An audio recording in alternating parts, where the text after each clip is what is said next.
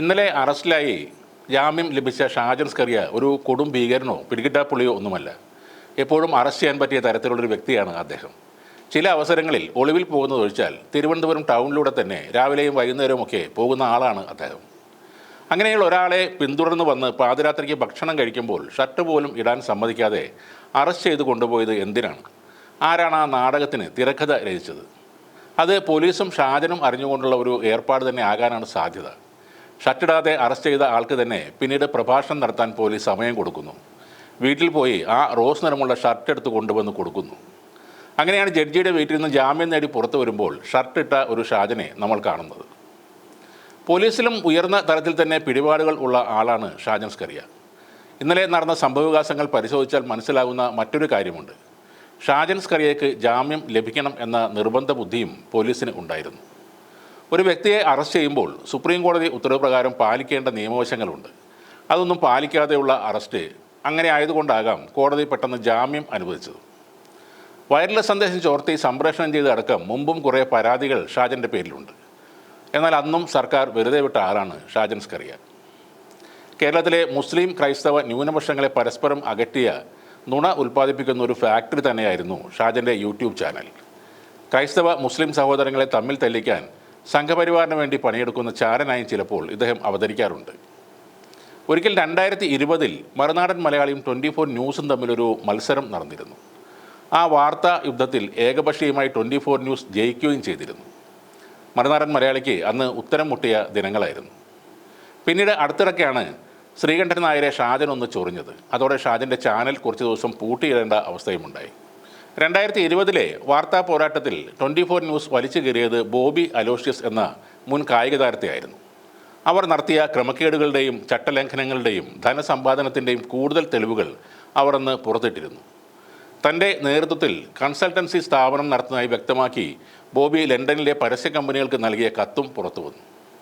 താൻ ഇംഗ്ലണ്ടിൽ വന്നത് സർക്കാർ ചെലവിലാണെന്നും കസ്റ്റംസ് ഉദ്യോഗസ്ഥനാണെന്നുമുള്ള വസ്തുത ആ കത്തിൽ ബോബി മറച്ചു വയ്ക്കുന്നുണ്ട്. ഇത് മറ്റാരെക്കുറിച്ചുമല്ല പറയുന്നത്, മറുനാടൻ മലയാളി ഷാജൻ്റെ ഭാര്യ ബോബിയെക്കുറിച്ചാണ്. മുൻ കായിക താരവും കസ്റ്റംസ് ഓഫീസറുമായ ബോബി അലോഷ്യസിൻ്റെ ഭർത്താവ് ബ്രിട്ടനിലെ കോടതിയിൽ ശിക്ഷ ഒഴിവാക്കുന്നതിനായി വ്യാജ സത്യവാങ്മൂലവും വ്യാജരേഖകളും സമർപ്പിച്ചതിൻ്റെ തെളിവുകളും അന്ന് 24 ന്യൂസ് കൊടുത്തിരുന്നു. തങ്ങൾക്ക് പരസ്യം നൽകാത്തവർക്കെതിരെ വ്യാജവാർത്ത നൽകി എന്ന കേസിലാണ് കോടതിയെ ഇവർ തെറ്റിദ്ധരിപ്പിച്ചത്.